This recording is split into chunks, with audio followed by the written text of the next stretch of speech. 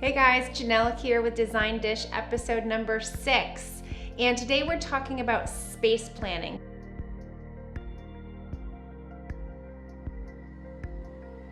We talked a little bit about the tools that you needed in the last episode as well as how to use a scale. And today we're going to get into how to space plan your design project.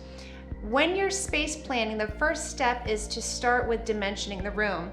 You're going to take your handy dandy tape measure, and if you have the laser tape measure, I mentioned this before, this is an awesome tool, and you can use this to take really high ceiling measurements, which is really helpful if you can get your hands on one of those. And there's a detailed measuring guide on our website, which I will link to in the comment section here.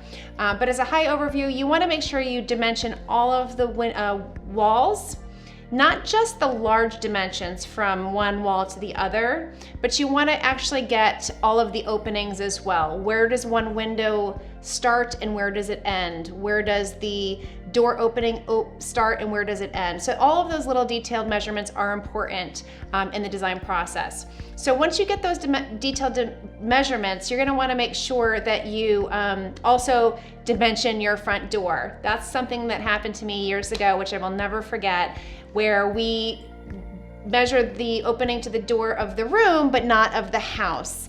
And unfortunately, it didn't fit. So that's not something that you want to experience. Hopefully you can learn from my mistakes and make sure that you measure that as well. So we're going to start by taking those dimensions, but then we're going to go ahead and put them down on paper and start the furniture planning process. So we're going to pause for just a moment and we're going to change the angle view so that you can see how we do things on paper. So what I've done here is I've taken a piece of trace paper and I very quickly sketched out the dimensions of my room. We went over how to use a scale and I dimensioned my room, and I want to play around with some space planning. So I quickly took those dimensioned plans and I put it on a piece of trace. So this is all to scale at the 1/4 inch scale for the room.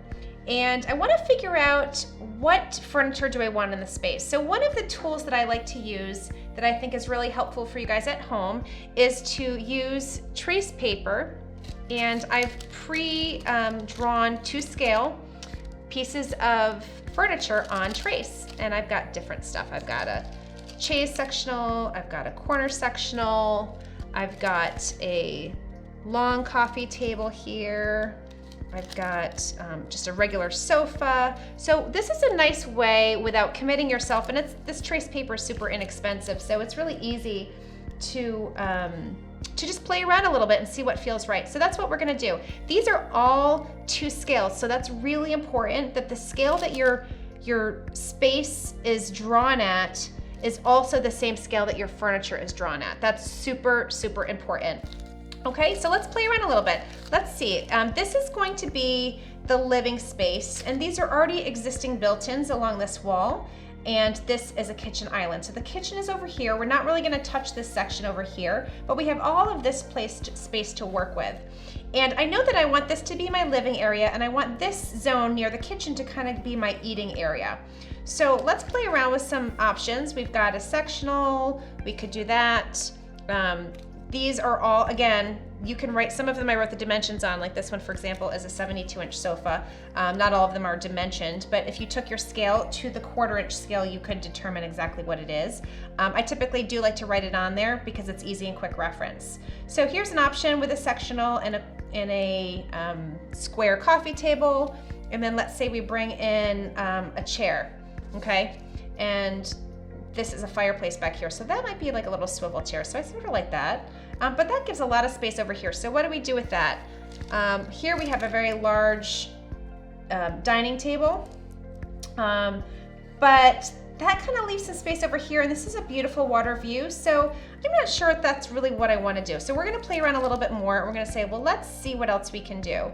Let's take some more, let's do like a little seating nook over here, and here, and then maybe around dining table here, and let's see if we want to do sofas. I'm not sure if I really am feeling that, so I'm going to nix that and go with that because this is a TV unit and this is a really nice way to cozy up. And we're gonna do a large coffee table and another chair. Oops, moving around a little bit. I don't think I pre-drew 3 chairs, so I'm gonna just steal one from here for the time being and do a little swivel chair here. I kind of like that. I think that feels really nice and balanced. So again, this is a really easy way to play around. You may say, you know what, I don't want a sectional, I just want a typical sofa. And then maybe you do something that feels more you, like that, and it's a little bit more balanced. And then, because everything's scaled, once you decide on the furnishings that you want that feel good, you can write them down, or you might say, you know what, this chair feels too small, and you could draw it a little bit bigger. And then that will inform what your dimensions are for your shopping phase. So these little trace pieces of furniture are an easy way to play around with your space plan and create a furniture plan that works well for you. It allows you to not have to write on your plan itself and then make a mistake and then have to draw all of this over again. You can literally just move things around, and it's great to just play around and see what works best for you. Don't be afraid to draw something a little bit larger, a little bit smaller. You may have a sofa that you've drawn in and you say, yo, that feels kind of small there. Like, look at how small that looks in that space. That kind of looks silly by itself. But you may say, you know what, I really do want one sectional or one large sofa, and that's gonna be too small. So try a larger one. And then once you get a sense of what feels right in the space from a scaled perspective, then draw it into your plan. You can do this obviously on your scaled plan in paper, hand-drawn, or if you know CAD or another drawing software, you can do it that way as well.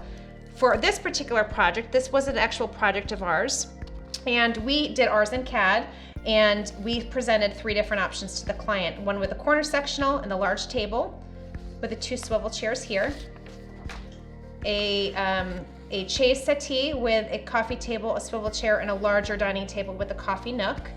And then also a larger sofa, a smaller settee over here with 2 chairs, and a table for 4, as well as a coffee nook. And ultimately, they ended up deciding on this option with a chaise sectional, and this is one of our most beautiful projects. It came out beautifully, as you can see from the picture here.